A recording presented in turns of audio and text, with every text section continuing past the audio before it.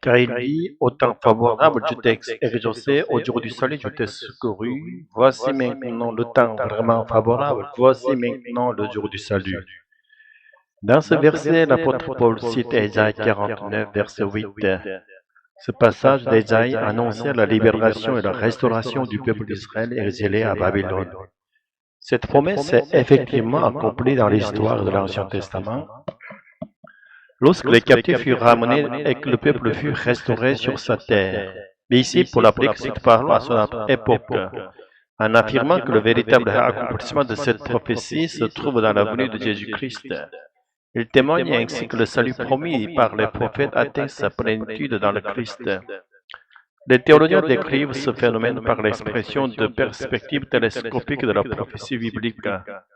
Les paroles des prophètes portaient à la fois sur des accomplissements proches dans leur contexte immédiat et sur des accomplissements ultimes, plus lointains, qui trouvent leur pleine signification dans le Nouveau Testament. Car en vérité, la restauration d'Israël après l'exil n'était qu'un accomplissement partiel. Le peuple n'a jamais retrouvé la gloire de l'époque de Salomon et n'a pas non plus connu une gloire plus grande. Sous la domination des empires grecs et romains, les Juifs ont continué à attendre ardemment la manifestation définitive du salut de Dieu. Bien que le peuple juif fût encore politiquement sous la domination romaine, au milieu du premier siècle, l'époque de l'apôtre Paul, quelque chose de radicalement nouveau avait commencé. Le véritable temps de la grâce et le jour du salut était inauguré. En effet, Jésus avait accompli l'expiation des péchés et le Saint-Esprit demeurait désormais dans le cœur des croyants. Ce moment où la grâce de Dieu devient pleinement accessible est entré dans l'histoire de se poursuit jusqu'à aujourd'hui.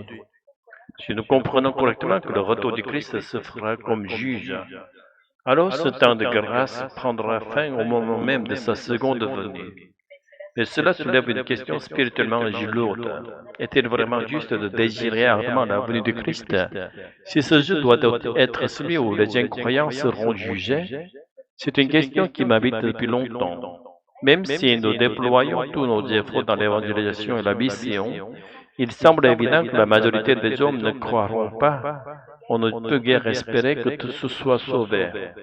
Alors, ne vaudrait-il pas mieux que le retour du Christ soit retardé le plus possible pour que davantage d'hommes aient encore le temps de croire?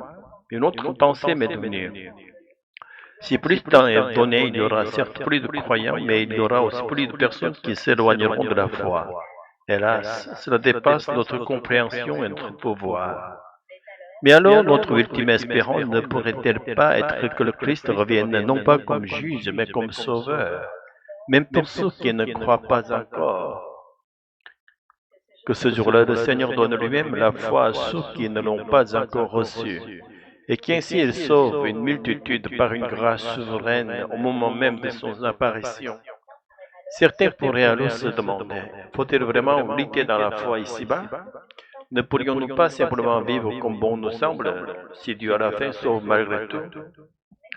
Mais ce serait là une grave méprise sur la nature de la grâce. Oui, le salut que nous avons reçu est gratuit, et Dieu ne l'accorda ni selon nos mérites, ni selon nos œuvres. Et justement parce que ce salut est si précieux, nous voulons le chérir, le garder vivant en nous, et ne plus retomber dans la vie de péché. Et plus encore, tant que nous vivons dans la chair, notre désir est que beaucoup d'autres puissent aussi goûter à la bénédiction du salut en Jésus-Christ. Voilà la véritable attitude chrétienne. Nous croyons que le Seigneur conduira lui-même ce que nous n'aurions pu atteindre. Et en attendant ce jour, vivons pleinement la grâce que nous avons reçue aujourd'hui et devenons des chrétiens bons et généreux qui partagent cette grâce entre deux. Si nous désirons tant le retour du Seigneur, c'est parce que le combat de la foi est rude et que notre vie est marquée par tant de souffrances et de larmes. Nous espérons de tout cœur l'avènement du royaume des paix et le royaume éternel de Dieu. Et dans la présence du Saint-Esprit qui habite en nous, en essuyant les larmes de ce monde, en apaisant les douleurs, en goûtant par avance la paix du ciel, nous devenons les témoins vivants du royaume de Dieu déjà à l'œuvre. C'est ainsi que tout en priant pour que le Christ vienne bientôt, nous croyons qu'il viendra aussi pour ceux que nous n'avons pas pu conduire à lui. C'est avec cette foi et cette espérance que nous attendons son glorieux retour.